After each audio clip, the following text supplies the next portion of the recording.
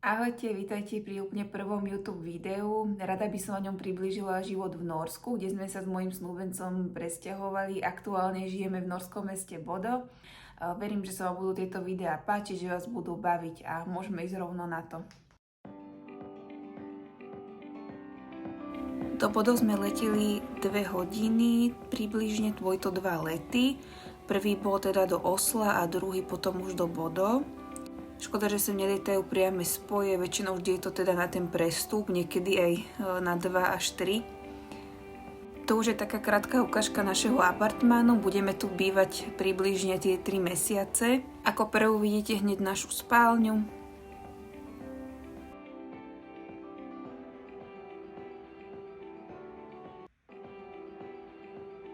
Druhá izba je hosťovská. A tu je teda balkón alebo zimná záhrada. Tu majú väčšinou v týchto apartmánoch skoro všetci. Moc času tu netrávime, pretože väčšinou majú na týchto balkónoch ohrievače, čo my nemáme, takže už teraz je tu celkom zima.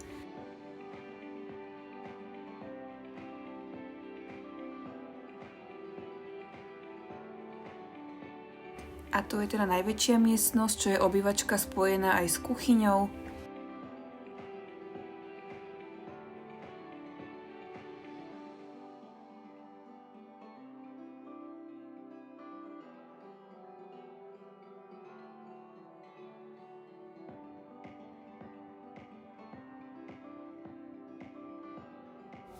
Bývame v budove, kde spodná časť je hotel a tie vrchné časti sú apartmány.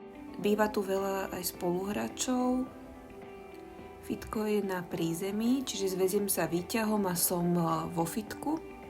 To fitko patrí k hotelu, takže je to také menšie a aj menej teda nejakých strojov je tam na cvičenie.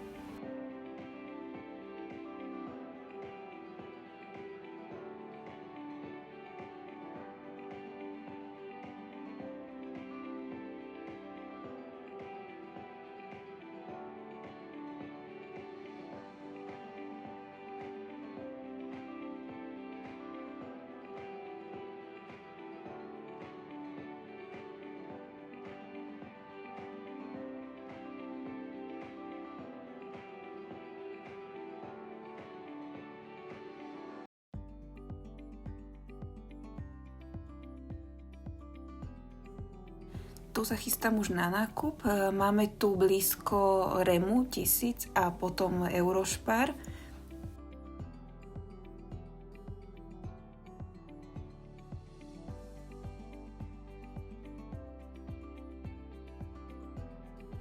Tu už idem hore naspäť s nákupom. Nakúpila som kyslé uhorky, potom žemle, mäso, kávu, šalát.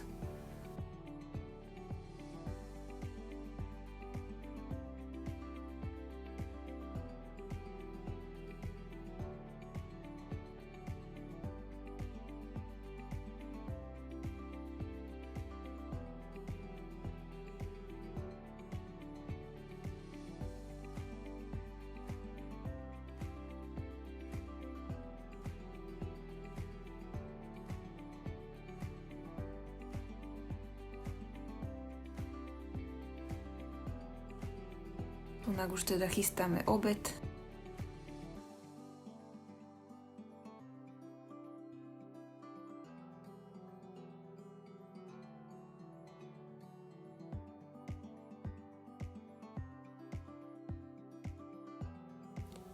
A tu už ideme do City Nord, je to také najväčšie nákupné centrum tu. Oni majú teda tam rôzne obchody, väčšinou majú tie svoje značky, ale nájdete tam aj napríklad H&M alebo Lindex, ktoré teda sú aj u nás v obchodoch.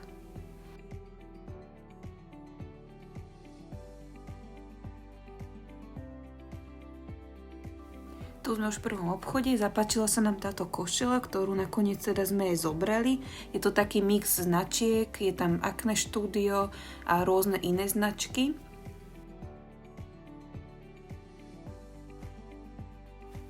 Ďalšia vec, čo je taká zaujímavá, je napríklad tuto je H&M. tak majú tam vlastne aj rôzne tie značky kozmetiky, či Rimmel, Maybelline, NYX alebo korejskú kozmetiku medzi oblečením a to majú tak v rôznych aj iných obchodoch.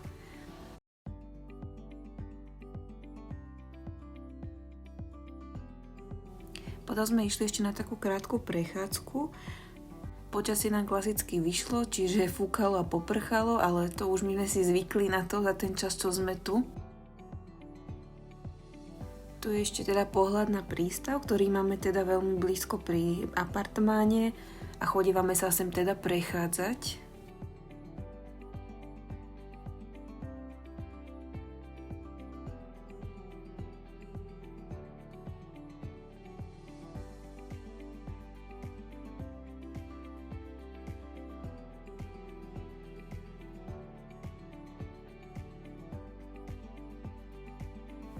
Keďže toto video som teda začala točiť, nejak som sem prišla a teda bol aj Halloween, tak sme teda aj vyrezávali dyňu a ja som teda piekla škoricové rolky.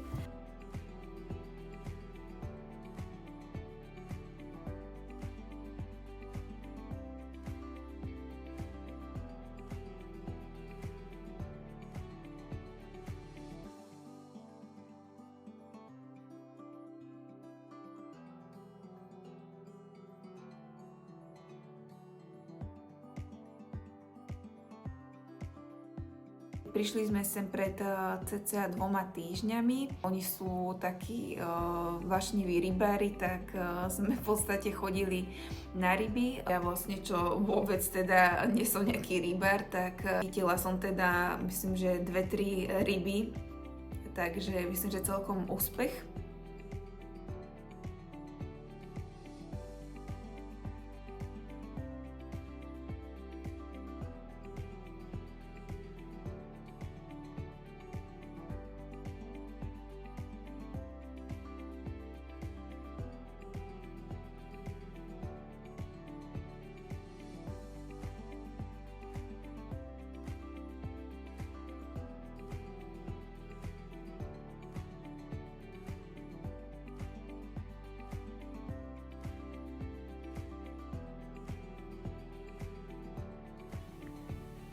Prvý deň sme teda išli chytať ryby hneď v tom prístave, tam ako sa chodíme aj prechádzať.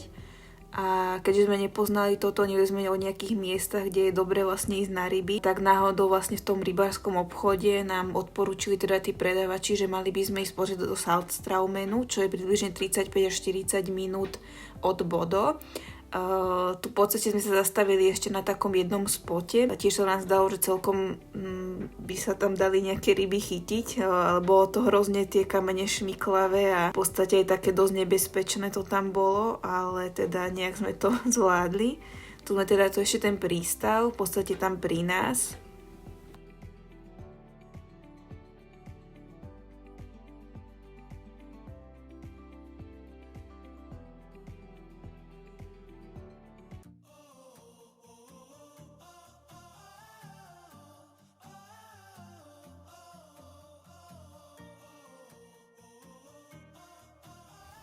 Tu sme prišli teda do Saltstraumenu, je to veľmi krásne miesto. Máme to približne tých 30-40 minút od Bodo. Poradili nám to domáci tu, že sa tam oplatí ísť pozrieť a teda aj na ryby. Tak sme to hneď využili, bolo dnes teda veľmi pekné počasie. Výhľad bol ako z nejakého obrázku, aj hory, aj teda celkovo tie domčeky, úplne že krásne. Aj sa nám podarilo teda nejaké ryby pochytať, boli sme tu teda dvakrát. Každý, koho sme sem zobrali na toto miesto, tak bol z neho úplne očarený. Aj keď my sme tu mali teda celkom veľa tých pekných dní, tak tu v Norsku, teda konkrétne v Bodo, je až 300 daždivých dní, teda a zbytok sú tie pekné. A tí domáci Nóri sú na to úplne zvyknutí, oni to absolútne nejako neriešia, či tu prší alebo fúka, proste oni normálne teda fungujú. Čo je celkom zaujímavé, tak tu nebýva v zime až taká obrovská zima, ako by si možno hocikto mohol myslieť. Ak to porovnám teda s nami ako so Slovenskom, tak v podstate nie je to úplne až taký hrozný rozdiel, že by to boli nejaké minus 20 stupňové teploty. V meste Bodo, kde bývame, najmä teda ľudia v zimných mesiacoch bojujú s depresiami. Je to spôsobené najmä teda polárnou nocou, čo je vlastne nedostatok slnečného žiarenia. To svetlo tu je momentálne teda v novembri, zapada slnko asi okolo 2. 3. hodiny po obede a vychádza teda nejak okolo 9. takže toho slnka je málo. A lekári to neriešia tak, že by predpisovali nejaké antidepresíva, ale skôr teda píšu solárium alebo teda chodia na nejaké liečebné pobyty do tepla, napríklad na Kanárske ostrovy alebo niekde niekam inám.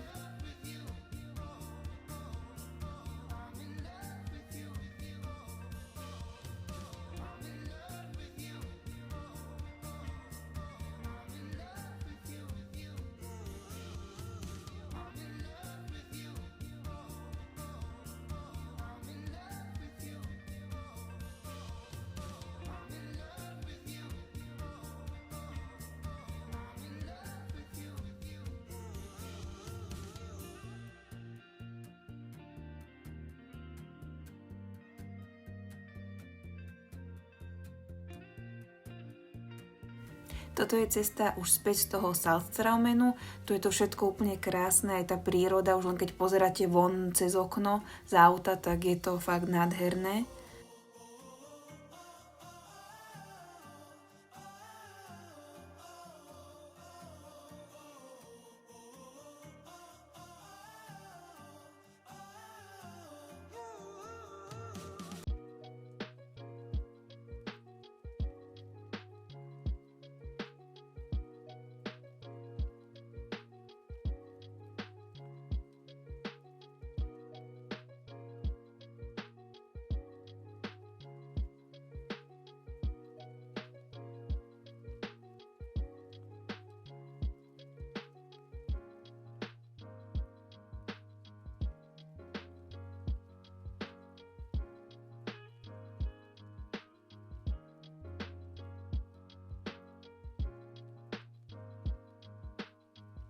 Tu vám dám ešte zo pár záberov z prístavu. Najskôr som si myslela, že sa mi tu teda nebude nejak extra páčiť, pretože nemám moc rada zimu, ale nakoniec sme si toto miesto veľmi obľúbili.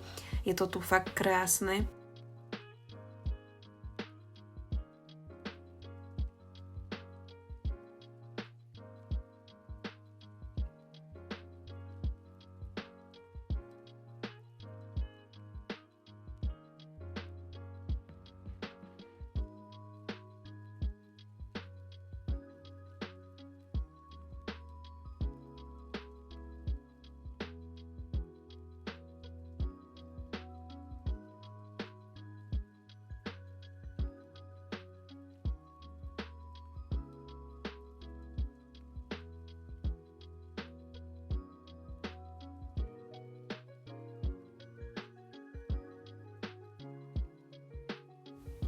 Tá budova, ktorá je tu na tom videu, tak tam je sauna a tam ľudia z nej potom skáču do mora.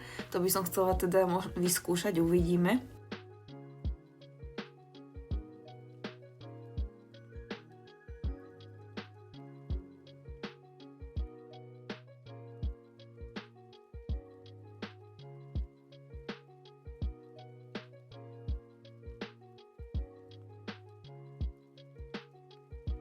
A tu vám ďalej poviem zo pár zaujímavostí. Nóri sú tak, by som povedala, že dosť príjemní ľudia. Niekto som počula, hovoril, že sú takí viacej kladní, ale mne to príde, že sú všetci milí.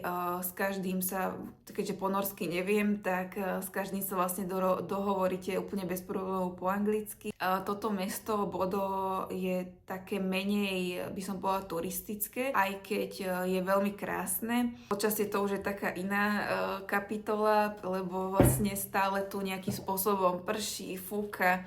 Je to teda prístavné mesto, takže nejde tu vlastne Norské more. Na prechádzku, keď je pekne, aj dneska je celkom pekné počasie, keď neprší a nefučí a trošku vidno slnko, ale fakt len trošičku. Dá sa tu vidieť veľmi pekné veci, ono vlastne tá príroda je tu úplne, že extrémne krásna. Ešte sa vrátim k tomu loveniu tých rýb, tak oni vlastne majú povolené loviť verliby a som tu videla, aj v reštauráciách sme okoštovali, majú tu, že že verlibiu šunku alebo verlibiu salámu, čo úplne, že ako to nie je úplne zlé, ale že by som si to išla znova objednať alebo teda okoštovať, tak to už asi nie. Čo sa týka vlastne cien, tak to už je úplne iná kapitola, že ono v podstate tu je teda priemerná mzda, myslím, že okolo 4 000 eur.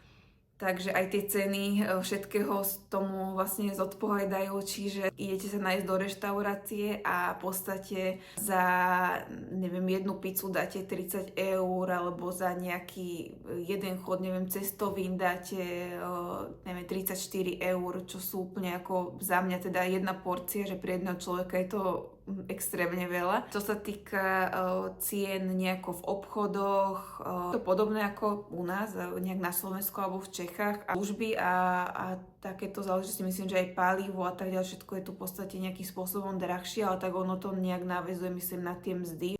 Tu som vám ešte chcela ukázať taký špeciálny obchod s alkoholom. Oni Nori to majú tak zvláštne spravené, že teda normálne alkohol nekúpite v obchodoch s potravinami, je tam len pivo alebo sajdre. Na tvrdý alkohol alebo víno sú takéto špeciálne obchody, ktoré nie sú otvorené ani cez víkend, ani po určitej hodine večer. A teda ani to pivo alebo ten cider v tých obchodoch s potravinami nekúpite už po určitej hodine ani cez víkendy. Tam mám potom na konci nahrané, že oni vlastne poprikryli takými plachtami ten alkohol, čiže nemôžete si vôbec kúpiť. Ceny toho alkoholu sú úplne že hrozne vysoké. A paradoxne teda som čítala niekde, že Nori teda aj dosť pijú. Oni majú teda svoj taký národný alkohol, ktorý je 60% a volá sa teda Aquavit, teda nejaká voda života, a je to zemiakový likér ochutený rôznymi koreniami. Celkovo aj tresty, napríklad za alkohol za volantom dostanete normálne mesiac vo väzení, takže je to také dosť prísne, čo si myslím, že je rozumné. Toto je už tá Rema, čiže tie potraviny, a takto to tam vyzerá. Neviem, okolo 7-8, myslím, že to takto už prikrývajú. V nedeľu úplne všetko zatvorené, aj obchody a nákupné centra. Čo mi tu chýba, tak ono v podstate v tomto meste nie sú nejako... Je tu jedno nákupné centrum, také väčšie, potom jedno je také trošku menšie. Existuje tu nejaká, neviem, Zara, DMK, v tomto meste ako je to taká drogéria, myslím, že sa volá Normal. Tam majú veľmi také zaujímavé veci. Je to taký mix, že majú tam kozmetiku, potom nejaké veci na upratovanie, čistiace prostriedky, elektroniku, potom rôzne sladkosti, jedlo. Takže je to taký vlastne mix všetkého.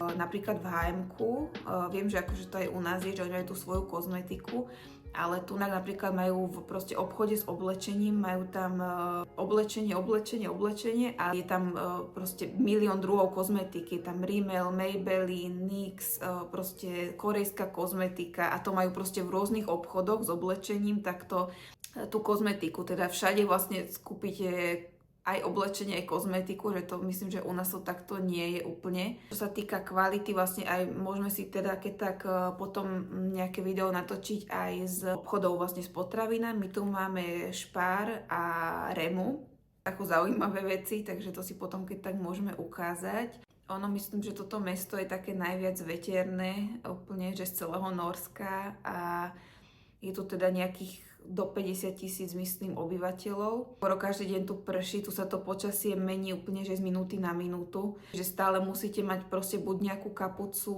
na hlave, čapicu, dážnik absolútne nemusíte tu používať, lebo to v podstate ako náhle vyjdete na ulicu, tak vám ho vyvráti a môžete hodiť do koša. Takže dážniky sme nakúpili prvý deň, keď sme sem prišli a v podstate odtedy som ich ani nepoužila. Máme sa, keď je takto vlastne škaredo, že ono na tie prechádzky to niekedy úplne nie je.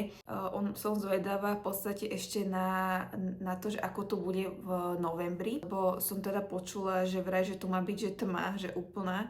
A že má byť slnko možno nejakú hodinku alebo nejakých 40 minút, že proste ráno nejak od 9. do 10. a že potom bude proste stále také nejaká tma alebo také šero.